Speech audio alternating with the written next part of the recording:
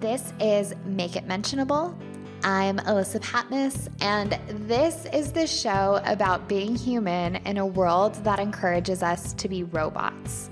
I invite you to join me as we journey through the mess, the magic, and the mania in between, because what we can talk about, we can manage. This honest conversation extravaganza includes free-flowing conversations and high doses of vulnerability to remind you that you aren't alone. No topic is off limits, and episodes are designed to leave you smarter, aka more self-aware than when you came. I am so glad you're here. Hello, and welcome back to another episode of Make It Mentionable. Today, I am here with my friend Amber Ortega. I should say Dr. Amber Ortega, which is part of what we're talking about today, marrying the feminine and the masculine inside ourselves. And Amber, I'm so glad you're here because I feel like you're the perfect person to have this conversation with.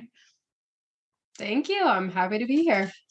So before we dive into this very rich and nuanced topic, can you tell people tuning in a little bit about who you are?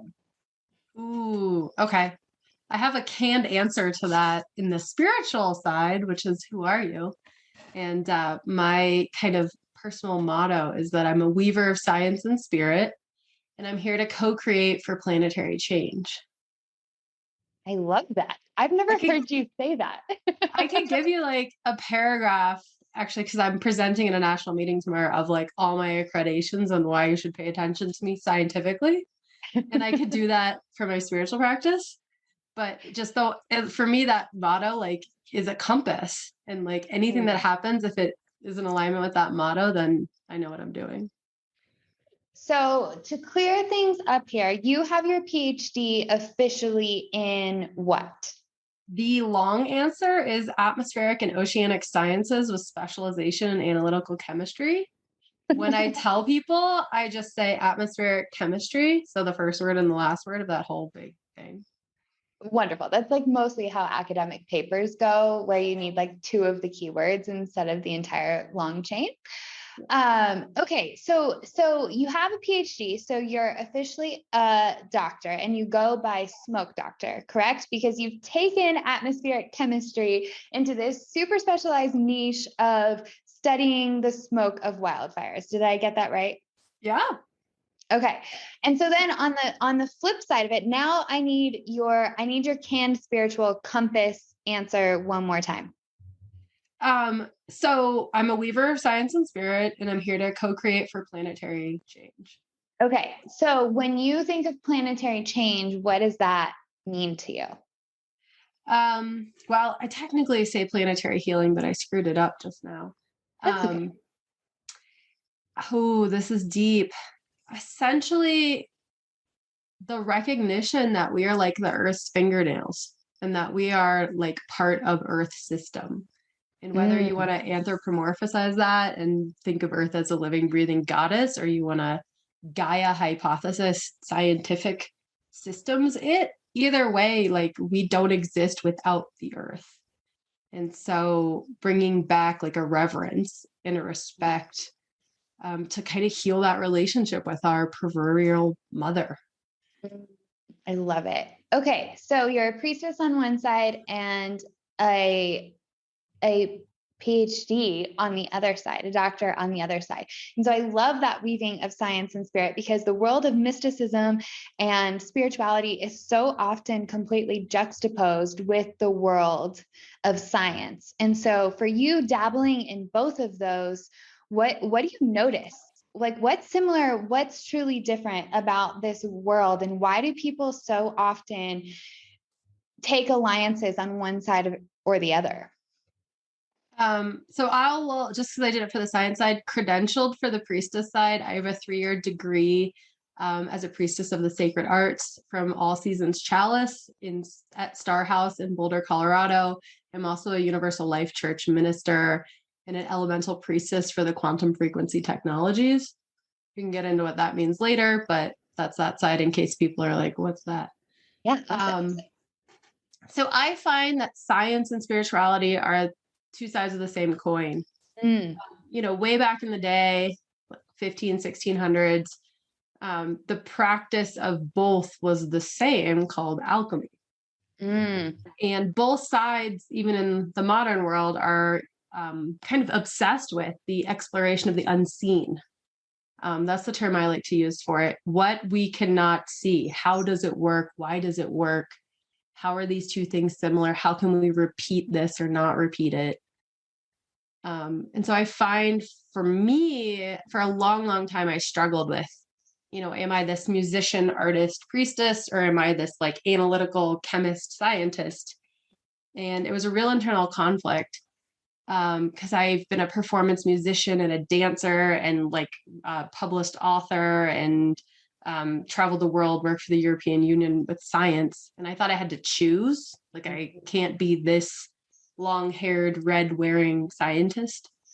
And I realized that me just being me, like, is that. Like, I don't have to choose. Like, I can be both. And just me standing in that, in either my priestess work or my science work, is me changing the world, because we don't have examples of either of those in those two realms. Mm. And I find, I got into earth sciences through my priestess work and through my relationship to nature. For a long time, it was kind of like, why study God when you can study the calculus of the weather? People talk about a tornado or hurricane as an act of God. So, like, damn it, I want to know the equations of it. I want to fly a helicopter into it. Why not? And how is one better than the other?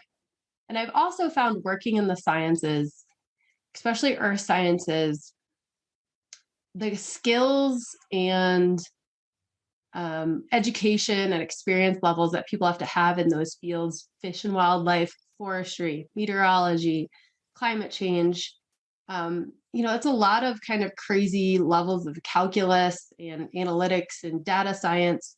All those individuals can make a lot more money working for things that are sort of destroying the planet versus trying to help heal the planet. Mm-hmm. And while those people I work with in the science realm might not be spiritual, I do believe they have like a seed in them that wants to work for the betterment of Earth and humanity. And that's why they do it, because they can make 3-4 times the amount of salary working for more industrial entities. And they choose not to. And so my highest self on the spiritual side can work with their highest selves. And that becomes a spiritual relationship, even though in the world of stop signs and red lights, it looks like a scientific collaboration. Mm-hmm. And I don't feel like they need to be aware of what's working on the highest self or the little seed of like wanting to heal the earth aspect to still be used as an instrument in that way. I love that. I love that. And I believe that all of us has this seed that connects us back to earth anyway. As you said, like, we're earth's fingernails, which I want to ask you about in a second, because I want to understand what that means to you even more. But we all have this seed inside of us that connects us back to this universal energy, whatever people want to call it. Some people call it God. Some people call it universal wisdom. Other people call it cosmic intelligence. There are many names for it, but I think we all have a connection back to it because we're made up of the same energy at the end of the day.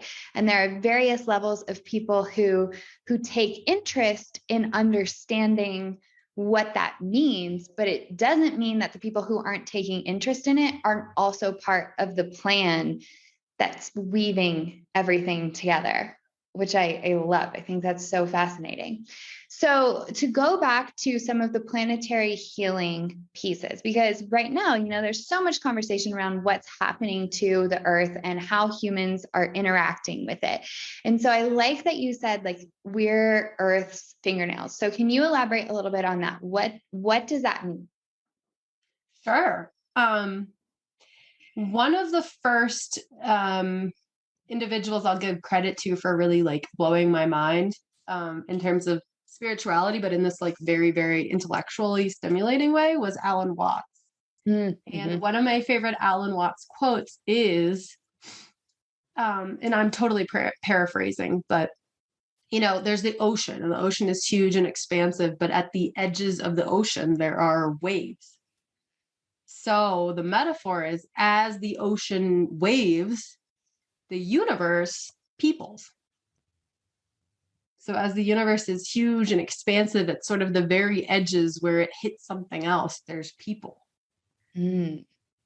And I find, in thinking about that and my body and my incarnation on Earth, I am entirely Earth materia. Mm. And without this lovely, perfect balance of the right temperature and pressure and water and air and heat to keep me warm and food, I don't exist. You don't exist. We didn't exist. And so I find that like relationship between kind of my human self and my story and my day to day and sort of the elemental reality of the earth to be very meaningful and scientifically relevant and accurate. And that's what I mean by like, we are Earth's fingernails. We are just little, things on the surface. Like you have bacteria growing on your skin. That's kind of what we are. And while we have the ability to change the planet, just like an ingrown nail can really drive you crazy and screw up your day, we can do that to the earth, but, we also get leveled a lot when it comes to natural disasters, which is why my career has been focused on studying natural disasters and sort of being part of them in an active way, because that's really where humanity gets sort of a strip teared off it. Like, you're no better than any other living creature, and you're part of this cycle. And if you don't kind of respect and take care of it, all things come back to balance. And that's very true for fires, right? Like, isn't that the historical purpose or the natural purpose of a fire, to help restore balance? Yeah. So we didn't really mention this, but part of my day job is being a wildland firefighter. And I end up getting deployed to incident command teams of wildfires across the country for months at a time, which is very intense and very exciting and very like first responder paramilitary. But fire is the only natural disaster we try to control. But before humans, and I'm kind of talking with the science hat, and I'll put the spiritual hat on next. Before humans, there was a lot more fire. So whenever my friends are affected by wildfires, usually by the smoke and kind of complaining, oh, isn't it smoky about those fires? How about that? Before humans, there was a lot more fire because we didn't put them out. So lightning would strike somewhere in the West when it was dry and hot in the summer, and it would just burn till winter, till it hit a lake or a creek or a river. And, we could go for a long time on this discussion, how we've dammed the rivers so they're drier, so fires can cross them now. So when we think about fire in its natural occurrence, it happens really, really often. We're here in Colorado, the Ponderosa and Lodgepole Pine Forest, to our west, should burn every 50 years, if not more than that. And when they burn that frequently, it just burns out the underbrush. Native Americans have been using prescribed fire for as long as we can find evidence of, to burn out that undergrowth. Right. And it actually helps the ecosystem. Like pine cones, they have seeds in them, and they don't expand and release the seeds till they're over like 150 degrees Fahrenheit. So It regenerates the forest. And what's called the pioneer species, the first plants to grow after a brush fire, they're like raspberries, stuff that bears and wildlife really want. When we stop fire, which humans do for a long, long time, we put out every wildfire possible. It allows a buildup of all the trees and brush and that ecosystem that was supposed to burn 150 years ago, but we kept stopping it. So as soon as lightning strikes now, it's like scorched earth down to bare mineral soil. So there's nothing left to like reseed. So that's kind of the human impacts of fire. But fire itself is, part of the cycle of destruction and regeneration, and kind of transferring energy from something that can no longer be used to something that can be more useful. So spiritually, then, there are so many people who love to use fire metaphors for diving into your purpose or for ambition, or, can't tell you how many times, you hear the phrase like the fire in your belly. So on the spiritual side, then, like, why are we so drawn to the magic of fire? So, where that instantly takes me is the elementals, and kind of in the like North American or mid latitudes. So that's like from the equator to the poles, the mid latitudes, Europe and Americas. We typically orient to the 4 directions: earth, air, fire, water. And fire itself represents illumination and initiation. It's like that spark. When you follow sort of anger and sexual desire down, it's that like fire that like create, transmute, take something, make it something else, express. And, a forest fire is doing the same thing. You have sort of this stale old forest that needs to burn. It needs to express. It needs to transmute. It needs to initiate a new wave. So I think that's why. And it's like the universal power of light, of like putting light in the dark, shining it on something, it becoming alive, like anything. And I think that's why we use the spiritual metaphors of inner fire, inner flame, because it's that sort of spark of like go action. Yeah, there's something really interesting about the movement through the dark. Like, as I think about even a wildfire, like it ends up lighting up the night sky, but it's movement, it's moving. It's not this stagnant energy that's just sitting there. And I think that's what happens to many people is we lose connection from the fire because we get stagnant, or we get a little bit scared of going in and lighting up the darkest of places, and then we're not transmuting things in the same way. Do you see that as well? I do. And I could nerd out so hard on the scientific side about this.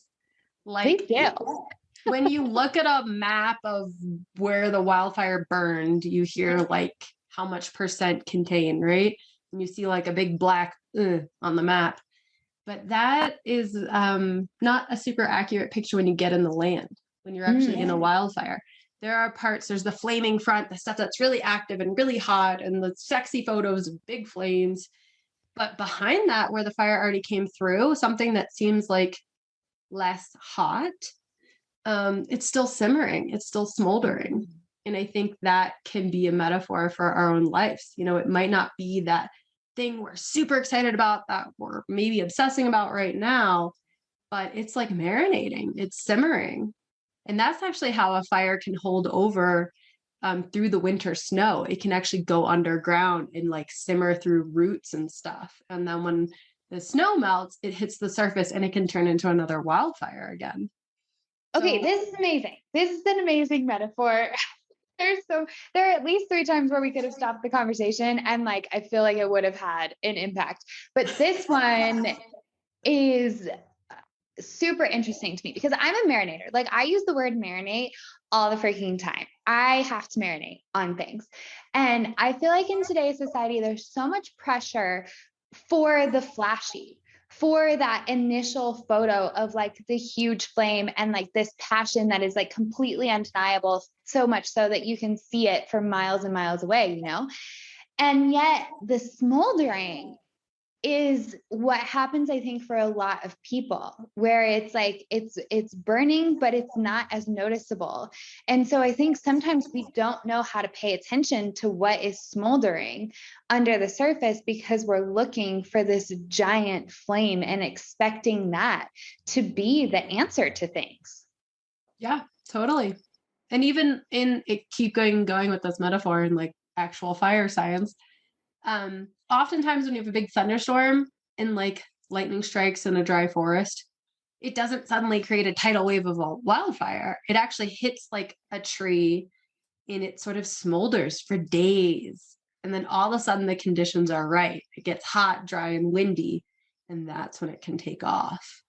And so I use the metaphor, and I like to live seasonally aligned. So I tend to do this like early spring. It's like, what seeds am I planting? And if I have that intention of like, okay, here's like, I go through a whole process in the winterim where I pick a spirit word and I kind of ask my background and my shadow, like who's raising its hand the highest. And then I plant like 3 seeds, like 3 bullet points of things I want to work on. And I intend on them. And then I kind of like let them go, like writing your Starbucks universe order out. And then come back to them and give them attention as they come up again. And I think that that's kind of how, when you're suppressing a wildfire, you have to have that same approach, you know, those flashy headline news, a million acres a day kind of situations are just brush fires. You don't even have to pay attention to them because they're going to put themselves out. You know, they're going to last a day. It's when stuff starts smoldering in like heavier fuels that you have to be really, really mindful of like the other conditions.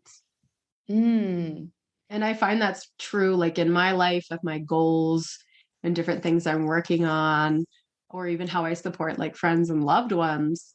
You know, once you plant those intentions, you know, I really do feel like it's about just trusting that when the conditions will arise, like it'll be easy, you know, it's already ready. You're just waiting for the right temperature, pressure, and wind direction to like align up in your life for that to, you know, take off.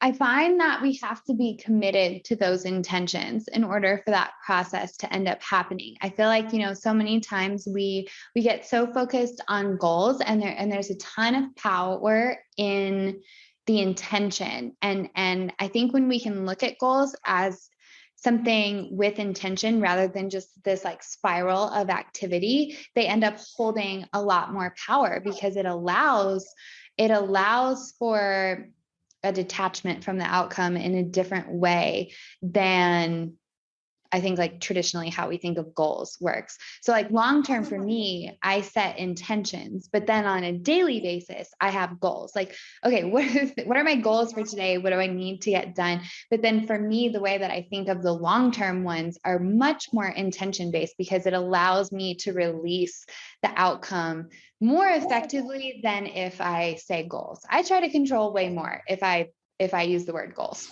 which is not good. No, I'm totally with you. And that's one reason why, you know, instead of New Year's resolutions or like the year goal setting, I do a spirit word. This year spirit word was in alignment, kind of in parentheses, with my highest self. And I was in Tulum in March and having kind of a hard time. And coming back to that spirit word that I set in December. And I kind of realized that like the first part, you know, if being in alignment with my highest self is a year from now goal, I first have to learn how to discern like what's in alignment and what isn't. Like that's sort of step one. But for me, that's that process of setting the intention. And then when shit gets a little crazy, I'm like, I set that intention. How does the situation fit in that, in alignment? What am I feeling? Where's the lesson right here? And in that particular situation, it was like just discerning like what is mine, what isn't mine, what's in alignment, what isn't. Discernment was huge for me this year. I came about it in a slightly different way, but also trying to answer the question around what's in alignment for me, because I've gone through a lot of changes in the past year and a half, and an alignment around like, okay, like who am I and what do I actually want? Like sans all these stories that get placed on us. And discernment came up for me too. And it was interesting when I first started looking into it because I had no idea how religious of a word discernment is.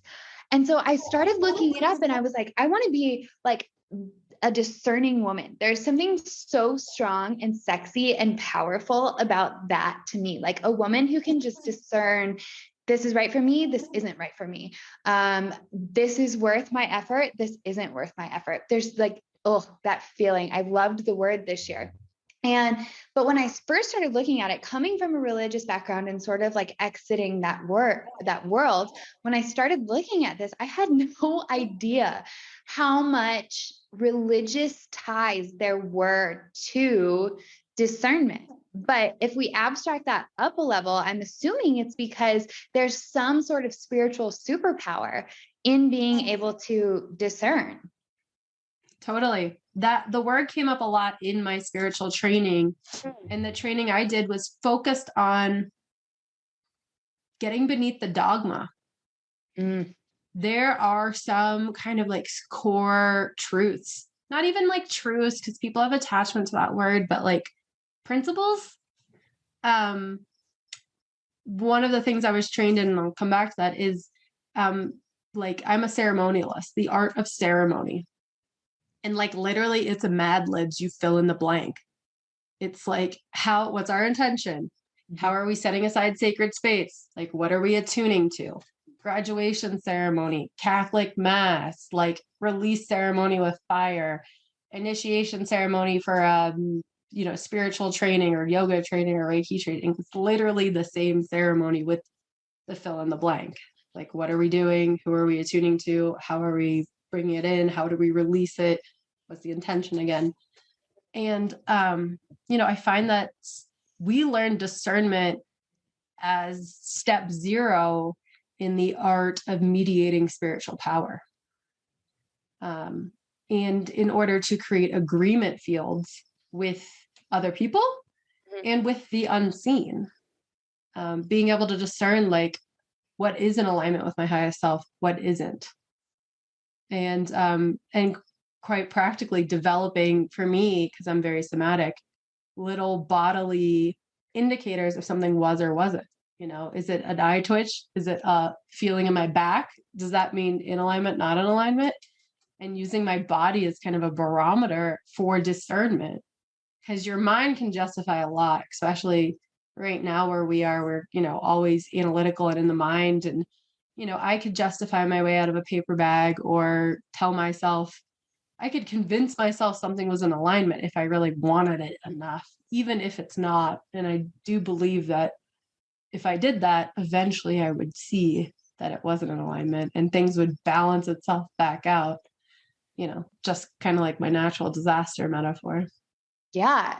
For me, I love what you brought up about the body, because, so many people, even with our health issues, like I believe that, disease is really like dis-ease in our body. And so like, I love The Body Keeps the Score by Bessel van der Kolk. And I think that one of the huge shifts for me over the past few years, having some random health stuff come up, like endometriosis or even to an extent, like the OCD things that come up, I had to reframe. I used to say like, oh, my body hates me all the time. And I was like, well, this isn't helpful. Like, that's obviously not a helpful thing to be saying to myself. And so I had to reframe it into, my body is an excellent communicator. And once I started encouraging that, I got so many more signs and communication from my body around what is in alignment for me and what isn't. And obviously, like, the mastery of that is a completely ongoing journey. But I think our bodies are such powerful communicators that we're not taught to listen to. We're not taught the language of our body, and it's different for everyone. But I think when we can start tuning into that for ourselves, we get so much more information that we can use to go out and do things in this world. Oh yeah, 100%. It reminds me, so something that I've experienced in the past, I have lost about 80 pounds. I used to be over 220 pounds. And I essentially quit drinking alcohol. I've been sober for 4.5 years now. And through like all the self-work that's involved with that, I ended up losing a lot of weight. But it was never an intention of like, I need to hit this number on the scale. it was like, I recognize that I have what the statement actually was.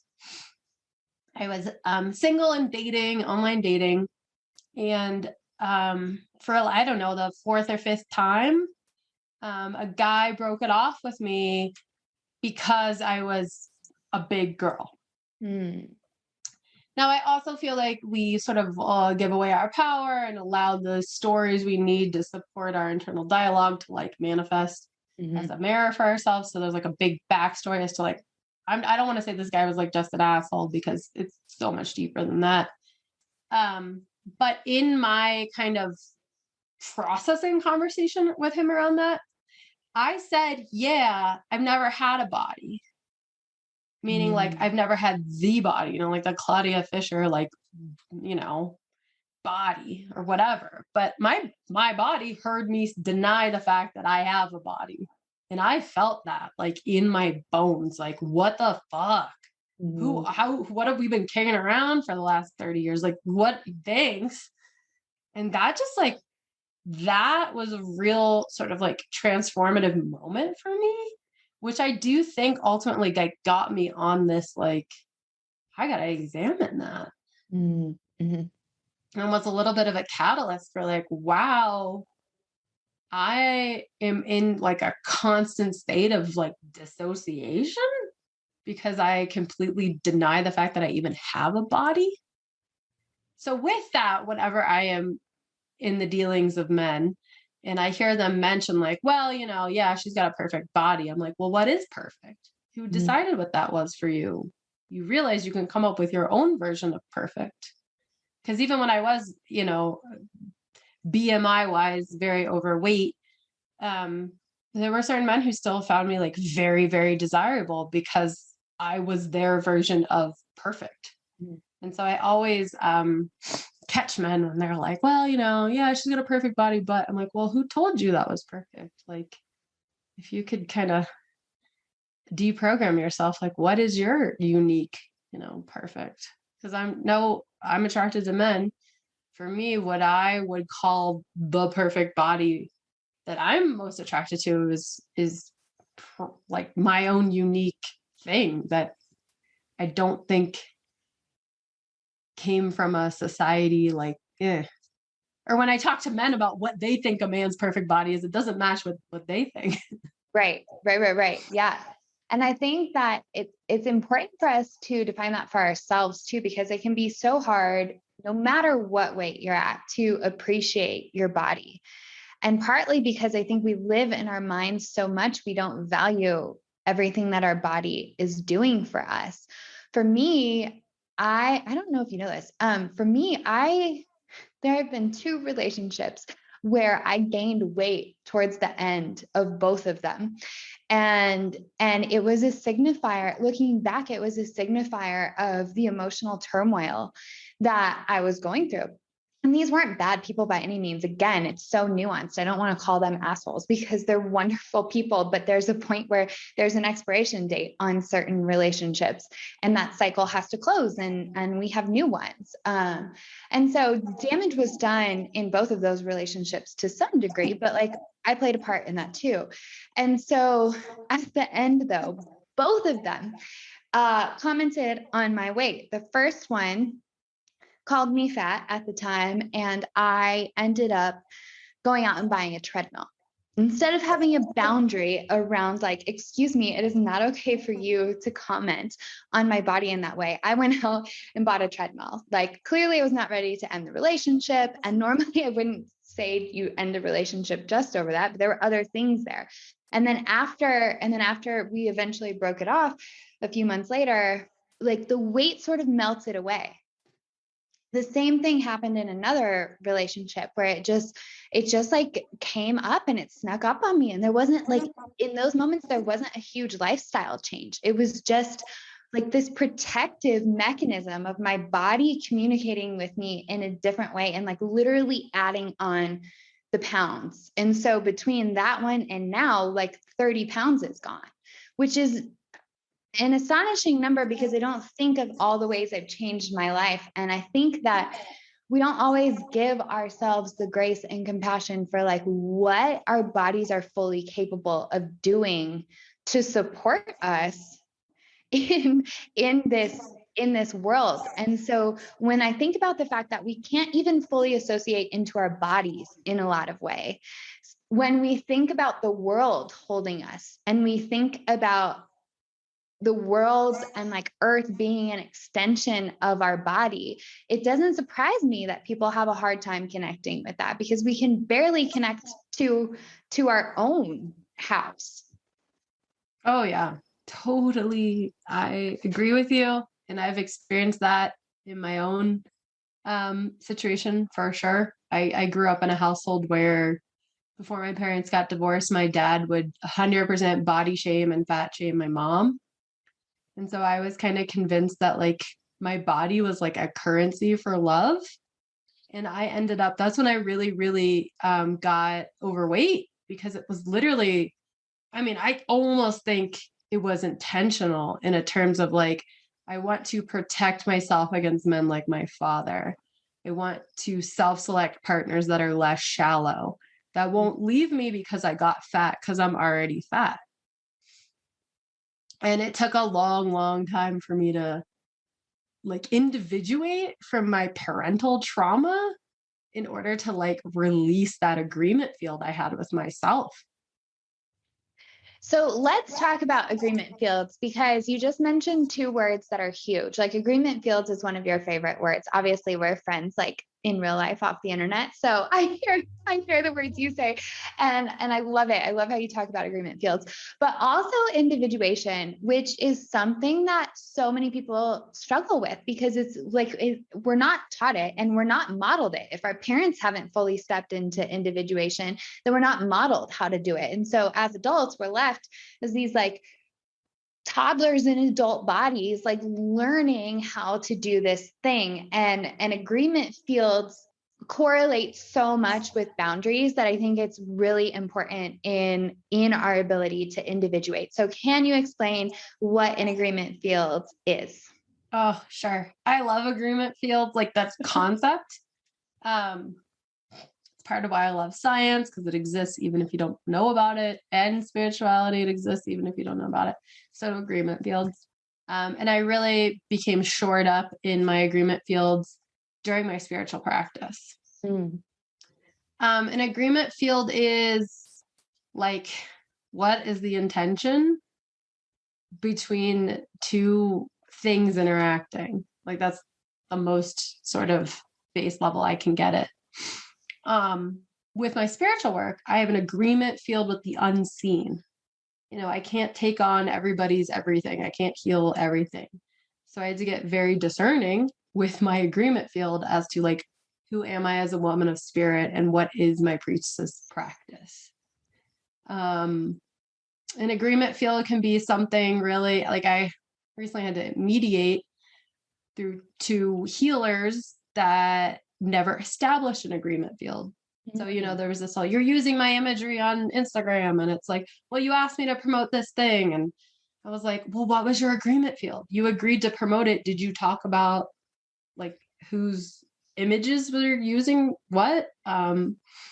Agreement fields also have to deal with reciprocity. That doesn't mean money necessarily. It can be like time, energetic, trade work. But if you enter, even if you don't speak about an agreement field, there's an agreement field. And often the more ambiguous and the more assumptive it is, the more room for like hurt feelings and miscommunication and feeling like you didn't get what you were owed for some exchange.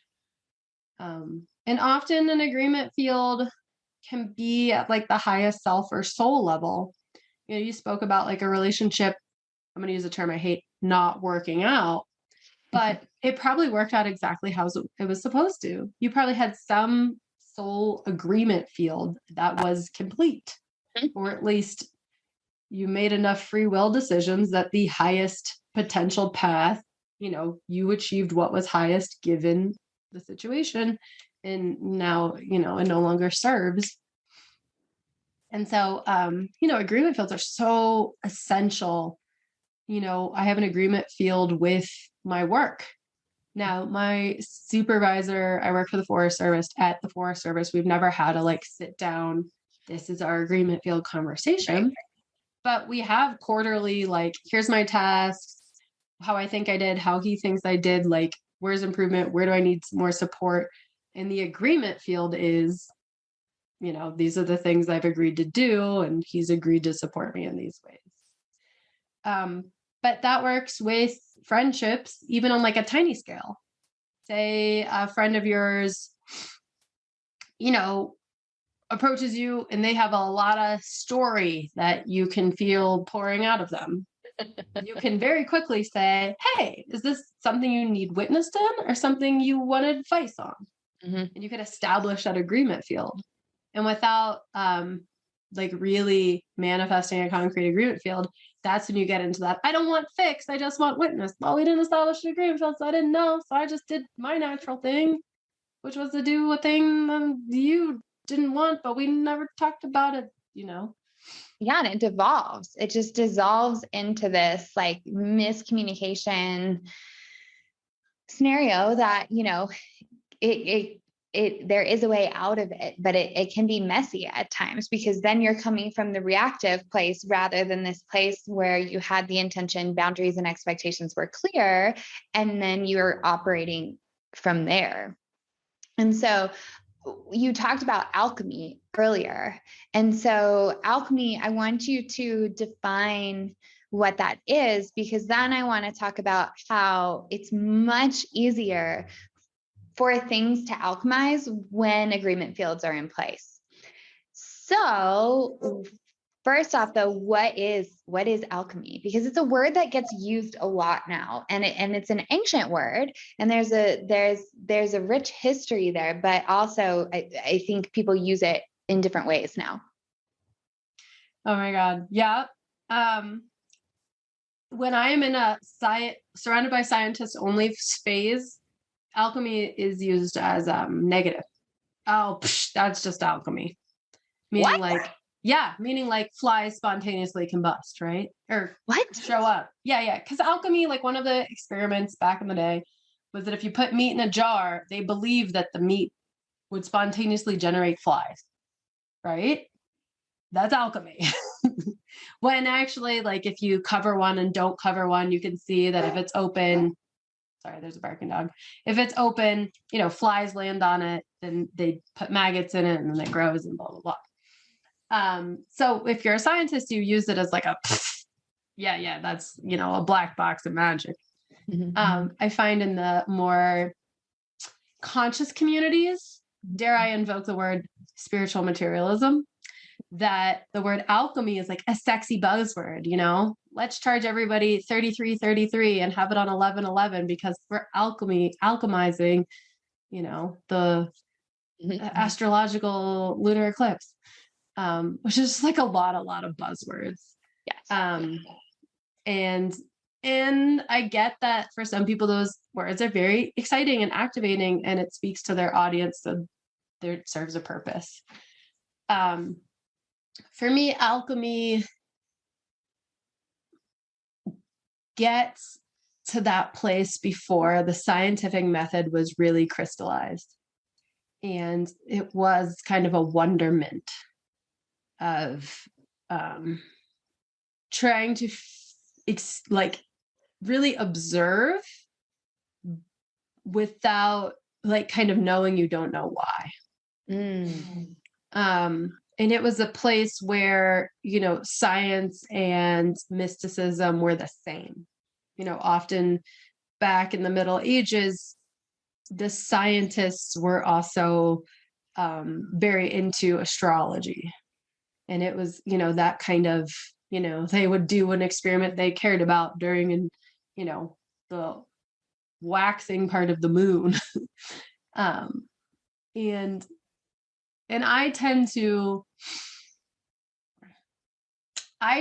use the word not really in my own vocabulary, in my own daily life, but I do use it to sort of signal that place where science and spirit are merged.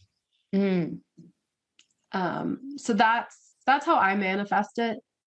And I think it also brings into the realm of thought that intention and attention. And we've kind of circled around that before. You plant an intention, but what allows it to grow is attention. It's like a seed. A seed is kind of the most basic form of magic. You plant a seed and you give it the right conditions and you water it, and it literally grows you food, which is also very scientific and gets to the principle that, like, the earth actually provides us food. So why do we pay for it? That's a whole nother conversation. But it's kind of back to that wonderment, before we knew about like photosynthesis and plant cells have cell walls and animal cells don't. And that's why they're green and all that kind of stuff. It was really like, ooh, if I do these kind of magical things, like this will work. And I think because the human psyche is multidimensional and complex, but it can also be very predictable and scientific and even programmatic, like a computer. Alchemy is a great word to use for like the human process of like understanding and unpacking and discernment and individuation, because it is this like science meets spirit. We often think of like my soul's development or my personal trauma as something like outside of science. But given like the right conditions and right environment and calming down our limbic system, like you have food, water, shelter, you went to the bathroom, the doors are locked, and now I can sort of explore, why do I feel that way? Yeah, for me, alchemy is so much about like the transmutation of things, like back to fire and its power in allowing things to transmute. And I think I agree. It gets so used as a buzzword, which is fine. I love when you said activation, like if it activates something in someone, great. But I also think that the blend of it and recognizing like how it's used in the science community and the spiritual community, and then how those two things were closer together more often than not in historical times, I think is really, really powerful for sort of what we've been talking about, which are elements of the unseen. Like, I think alchemy has some strong energy behind it as a word because it embraces the unknown in a different way. I feel like the scientific method is like really driven, and a hypothesis, is really driven to like seek something about the unknown and to find an answer to it. And I think in a lot of ways, like spirituality and religion certainly does this. Like people make science a religion, people make religion a science, where it's like you have to get down to like understanding everything. But there's so much power in not knowing, if we can embrace it, which does require quieting mind. And so one other thing I want to ask you about relates to these things. And I know you have a special interest in it. And so when we think about the unknown and the unseen, and one of the core fears of being human is dying and death. And fire, you talked about it being part of this cycle of destruction and then rejuvenation. But so much of life requires death of things, death of versions of ourselves, eventually death of our bodies, death of thoughts, death of relationships at times. And so for you, I know you have an intimate relationship with death and what it means. And so when you think of us as, an extension of Earth and being connected in this way, what is good for us to know? What is good to make mentionable about death? Let's see. Well, you are correct. I have a interesting relationship to death. I will admit I've never been through an official trademark death doula training, but I have functioned as a death doula many times, and it's never something I wanted. It's something that found me, or people would seek me out to do, or I've done for family members and loved ones of friends. And I think my relationship with the unseen and the agreement field I have with the earth allows that. Mm. And, I have this sort of I have like a 3-part dream about my incarnation in which I climbed up a tree. And it wasn't until I did a Seasons of Endarkenment underworld initiation training, and we kept going into the underworld by climbing down the tree of life. Mm. I got out of a meditation, like the facilitator's like, "What's wrong with you?" I was like, "That's my tree. That's the tree I climbed up when I was born. Like, what are you doing with the tree? Why is this a tree for you guys?" And then we talked about how there's like in every culture, there's like a tree that, the tree of life. And it sort of permeates all these different religions and spiritual practices because it's sort of real in the unseen. Mm. And so I view death as that transmutation. Energy cannot be created nor destroyed, only changed in form. And all things feed all things.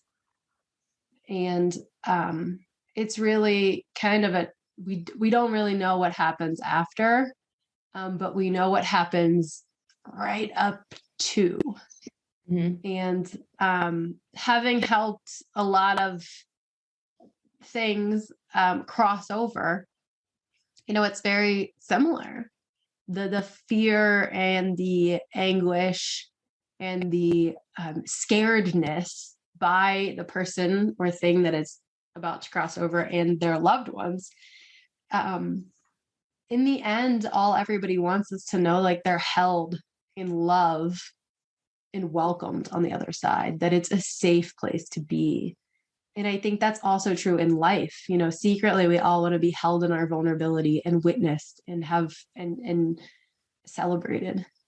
And so, the closest, I'll say, people that I've helped cross over, it's really like standing in a circle with them and the ancestors living and past, and like saying like whatever needs to manifest for the greatest good, allow it to happen.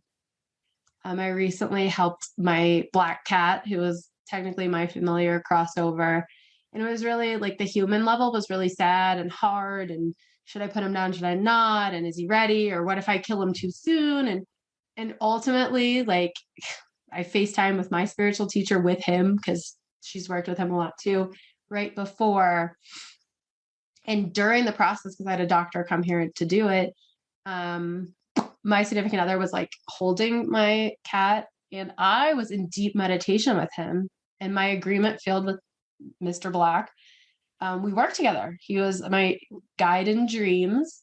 Anytime I did any astral projection or shamanic journeying, he guarded the body, very Egyptian cat, guard the body like. And so I was like deep in meditation with him, and like in a boat with him, crossing like water, which is very, very common for most, even like DMT dreams where you like lose your skin and lose your body and have to swim through some substance. And like he was greeted by like all these different like friends and familiars and animals that we have seen in all of our journeying in the unseen. And it was beautiful. And that kind of just obliterated all sadness and grief and what if, and he's gone because he got to be like his form in the unseen. Mm.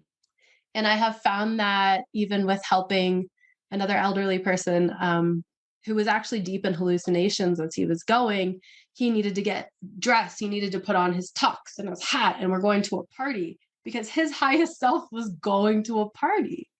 And the family members were like, he's talking to dead people. And I'm like, not necessarily. Those people are alive on the other side, and they're about to receive him at this awesome party.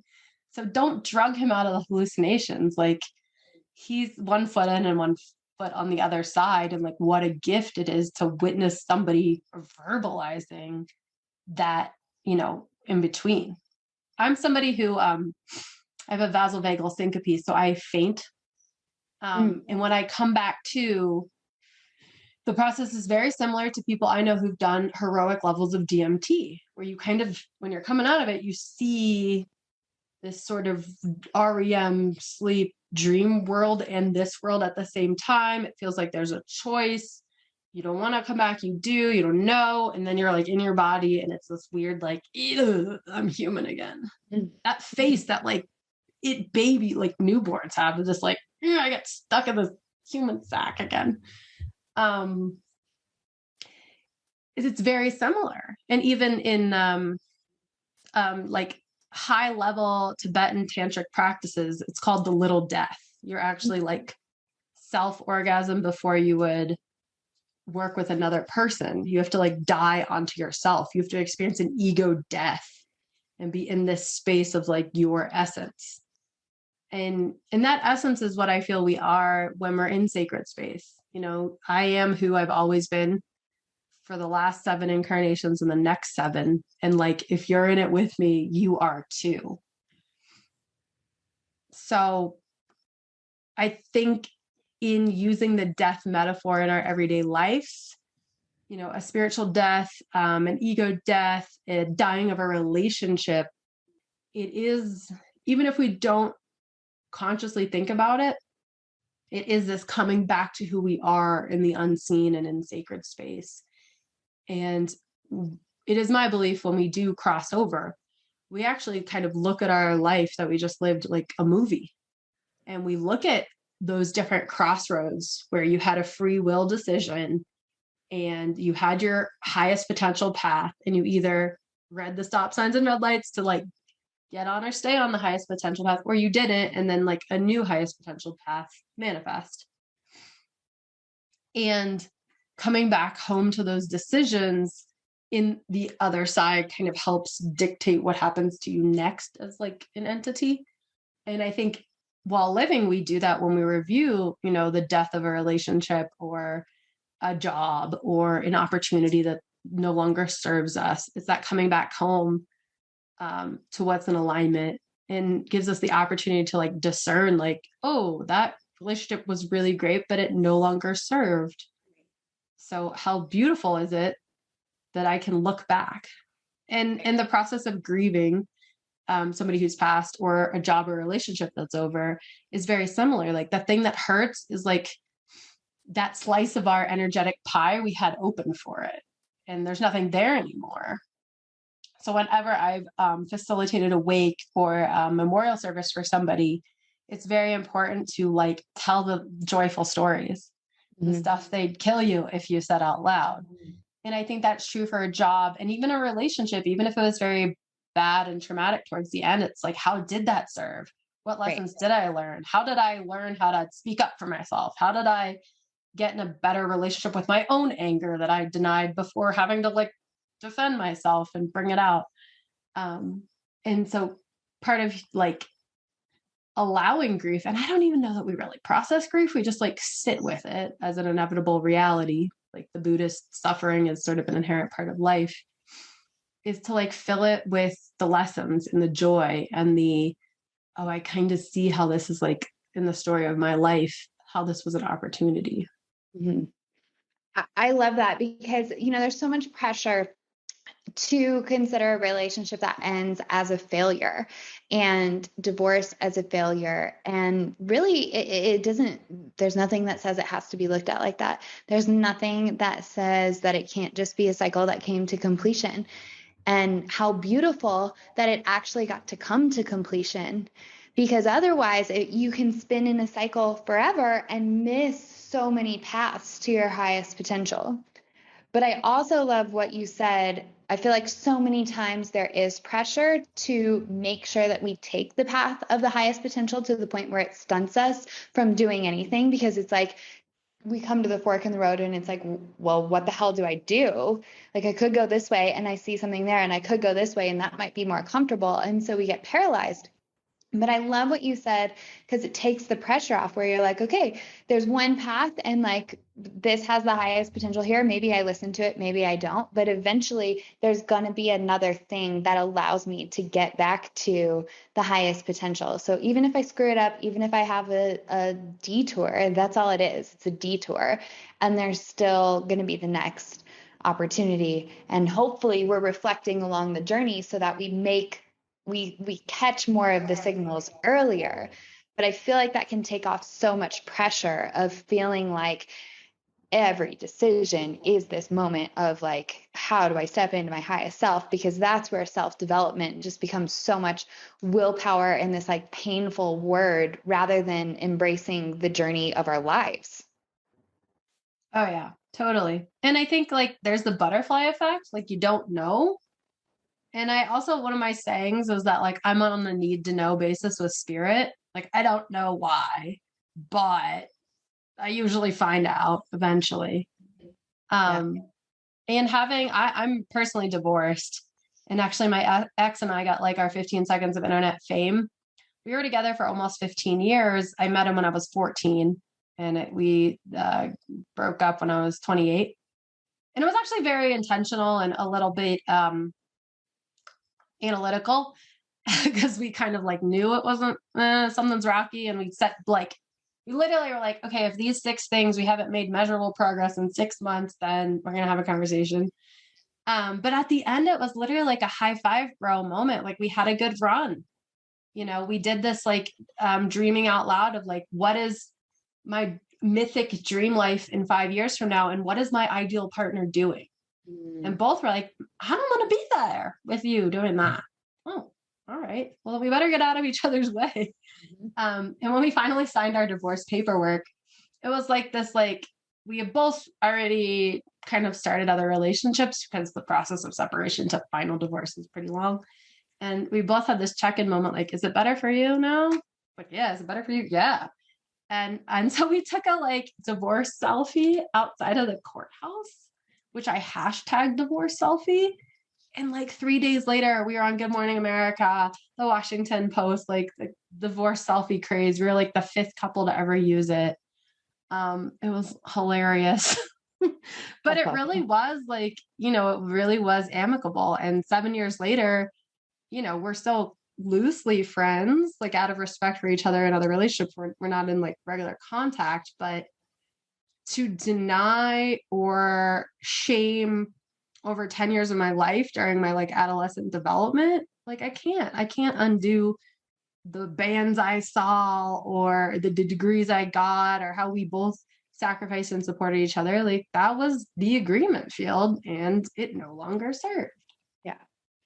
So I'm totally with you on that. There's something else you said I wanted to speak on, but I do not remember. Okay, if it's important, it will come back.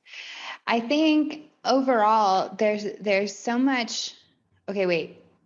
Other train of thought totally just popped in, and I want to go with this one instead.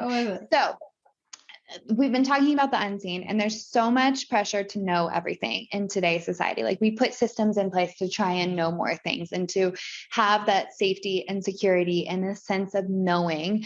Personally, I find a freak ton of freedom in not knowing, and that's been the most interesting journey with OCD. Is like it's the downing disease in many ways, and so it's been this catalyst for me having to embrace the uncertainty, because I don't know whether me tapping this 5 times or walking away from it is actually going to stop the terrible thing in my mind that I think is going to happen if I don't do this. And so I've had to embrace that not knowing over and over and over again to be able to leave my house.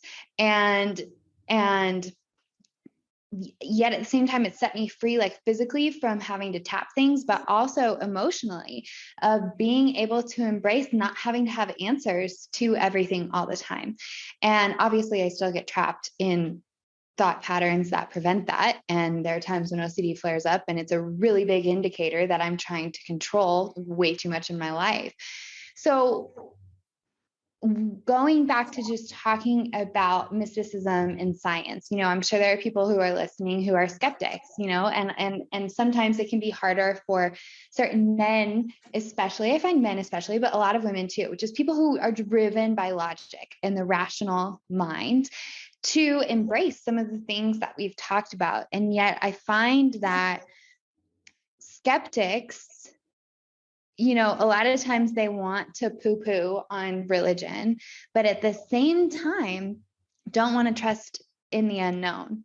So for you, what would you say to someone who is a skeptic, who might be hearing some of these things and they're like, I don't know, I don't know how to believe in this. I don't know how to process it. What would you tell them? Well, quite frankly, my scientific answer is like, we still don't understand gravity. We don't know. We don't understand how lightning bolts discharge that much electrical current, but we know what happens. We see it all the time, and it's repeatable. Acceleration due to gravity is a constant. How gravity manifests, gravitational fields, like why it happens, we're still kind of in a theory of. But people, like things fall down is like a core principle of being alive. And even our bodies don't function without gravity. But as far as unrolling like the science, like it's still an open question. So like there's my science example.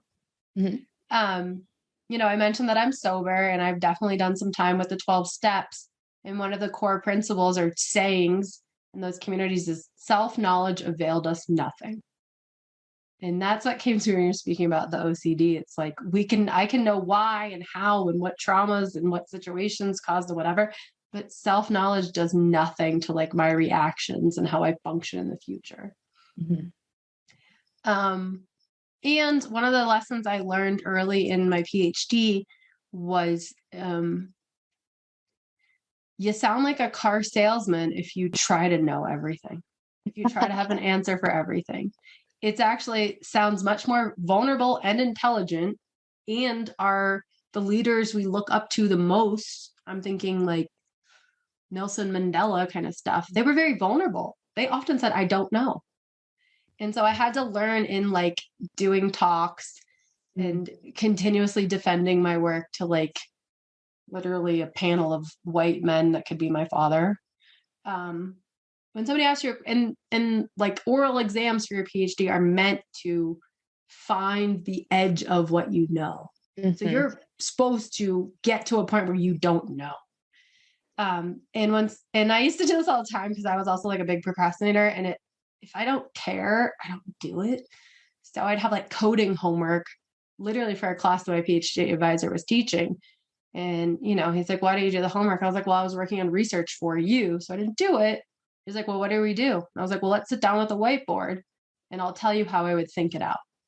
So that's often how I approach things in science, where somebody asks me a question, technically I have a PhD in climate change, but I'm not a climate change scientist. But you could ask me a climate change question, and I might say, well, technically I don't know. But how I would start to think about it is like this. And the way that functions on the spiritual side of things for me is taking the meditative time to have that sort of mission statement. I'm a weaver of scientific science and spirit, and I'm here to co-create for planetary healing. So whenever I'm at that crossroads of I know this or I know that, it's like, what just in my body feels like a fuck yes if I try it on with that statement. And it allows me, like, most of the time I don't know what I'm doing. I don't know what I'm eating for dinner. I don't even know my calendar for tomorrow, but I do know that I have in place these agreement fields with the unseen in my own like covenant statement with who I am as an incarnate priestess. So I don't have to worry about it. Like it shows up. And if it's easy, if it comes to me, like I believe what's in alignment with my highest self is already coming towards me. So I don't have to go find it so much. Ugh, that's such a huge thing because the finding it puts so much pressure like on the trying. And I just want to add that, for some people it's not like this happens overnight. There are periods of learning, there's periods of growth, there's periods of freaking waiting. Like my orchid grows freaking slow. Her name is Olivia, and she grows slow, but she's beautiful when she comes into bloom. And she's beautiful throughout the whole journey if you have patience and can appreciate the process. Like she has I give all my plants names, and yes, they're all like a she or a he or whatever I want them to be. She has like 6 blooms right now, and so she's gone through the phase of losing all of her flowers and has regrown an entire new shoot and has 6 blooms on. But that process has been months long, and the same can be true for whatever journey we're on in finding this resonance with ourselves, finding this place where we can be resonant and in alignment with ourselves. I know that, I would sometimes get envious of the people who are like in my spiritual awakening, and it's this like seemingly overnight experience the way that they talk about it. And I'm like, there's so much struggle. I don't feel like I'm there. I don't feel like I've had this like one pinnacle moment. And that adds a lot of pressure. And so for me, like sometimes it's just in the whispers, like it's in the whispers that you choose to pay attention to or not. And if you start to pay attention to the whispers more, it gets easier and easier to discern what's clutter and what is that higher self, what is that intuitive voice that's there. And so for me, the whisper that like kept picking up, I don't have the mission statement in the same sort of clarity that you have, but I do know the word, and the word is nourishment. And I know that I am here to nourish. Like I know that when you nourish things, they can flourish. And so for me, the discernment piece has been around, is this nourishing? First off, to me, is it nourishing to my soul and my spirit? And then does this allow me to help nourish other people? And specifically, that's gone more towards relationships, business-wise recently, where it's like, am I helping you nourish relationships? Because relationships teach us so much about ourselves. And so I just had to add that because I've had so much pressure, felt so much pressure over the years to have these spiritual answers like right away. And that's not how it works. It's part of the journey and unfolding of our entire lives. Because if we aren't going through that, then we're dead. And I want to be living. And so we have to embrace that.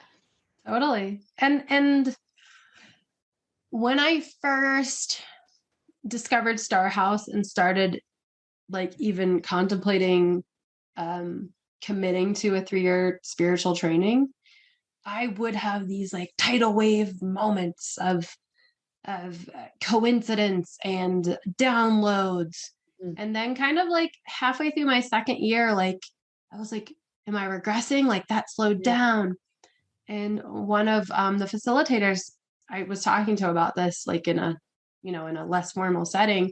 And she goes, honestly, like as you live more and more in alignment with your highest path, like you get used to it. So it's not like you're not getting these tidal waves of spiritual realization, like you are in the flow of it. And that's where I am now. Like, every single day now, there is something that would blow my mind when I was 26. 100%. This is mind blowing for me because I always felt the pressure to have the one moment, or like the big moment. But when I think about it, it is like I listen to the whispers now, and it leads to magic in my life on a daily basis. And so I love thinking about it in terms of you've gotten used to it and you've embraced that as part of your life. Like for me, the way it happens is every morning. I'm not going to say most mornings I get up and I read before Jeff wakes up. But I have this thing where I don't read books in chronological order all the time. And I just like hear which book to go get. And it's like this morning it was Breaking the Habit of Being Yourself by Dr. Joe Dispenza. And it was like, go to page 222. And so I haven't read the 221 pages before it, but that page held the wisdom that I needed today. And like, that's how the magic manifests in my life.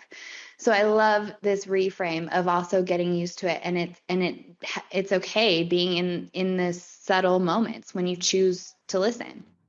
I used to have this practice, and there's 2 practices I've recommended to people who've come to me for, I don't know what you would put on a website that you could charge for what I offer. Somebody once said it was just like time with Amber. One of them is literally staring at yourself in a mirror and meditating and like owning that those are your eyes and that is your face. And this is the thing that's thinking the thoughts. And the other one is, at first it's intense, but like once a week, unscheduled day, 0 on the calendar, and family, friends, lovers, agreement field, no obligation to anyone, and let life lead you. And if that is that, you read that page and then you get this like, oh my God, I know this place down the corner has brunch, and you go by yourself, you know, like you will, when I let myself do that, I do kind of have this like, okay, where I know there's something I'm supposed to get. And then, you know, you do. And so when you actually like intentionally say like, all right, spirit or highest self, that like the highest self terminology resonates for me. Like I give you permission to like take the wheel. And I'm like on a need to know basis about where we're doing and what we're going. But like, I'm trusting, you know, and you're not going to get that far from home or in that much trouble if you just kind of like, hey, everybody, I need a day that's just like unscheduled. And that I may end up, you know, roller skating with strangers. I don't know, you know, but I need the agreement field of nobody's going to be mad at me for whatever my highest self decides for me to do today.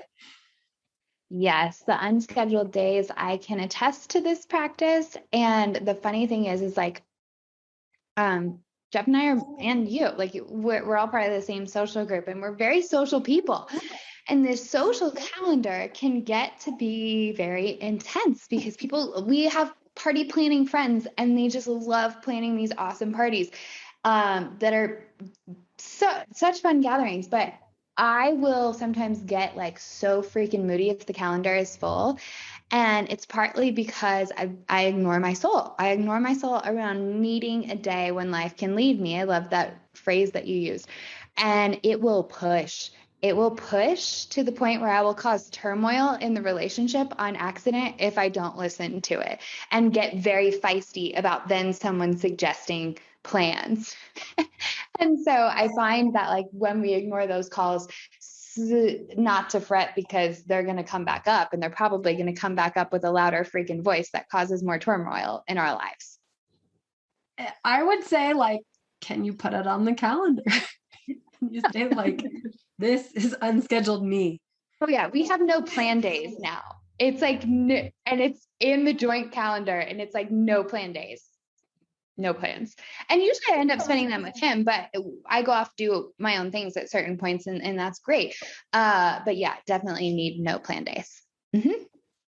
Yeah, me too. And that actually helped me when I was in that phase of like, oh no, I haven't had like a miraculous, amazing coincidence of events that I take as a spiritual breakthrough. You know, what's happening. And then I was doing those like unscheduled days and like letting life lead me.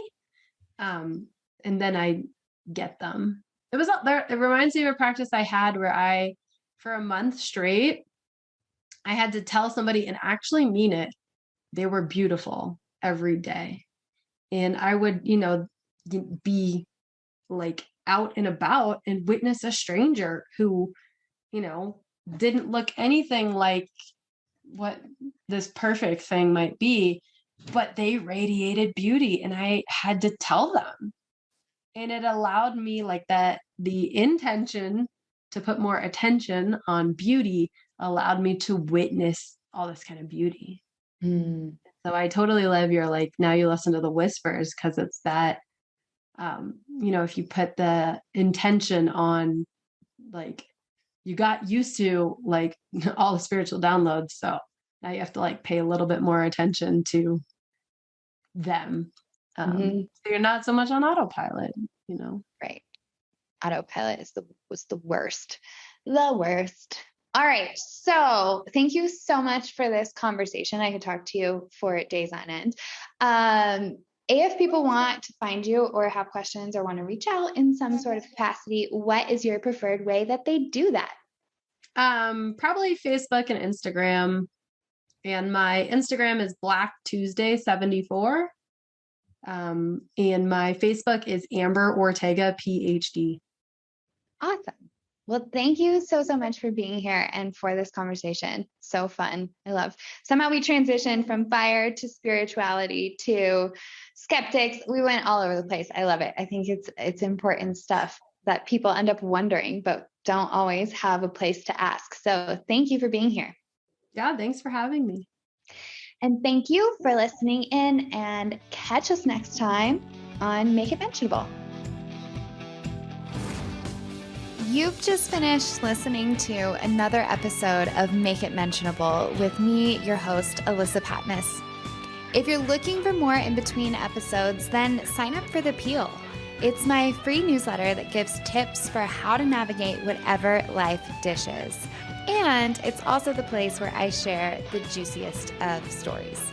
To check it out, head on over to alyssapatmos.com/The Peel. Thank you so much for tuning in, and I'll see you next time.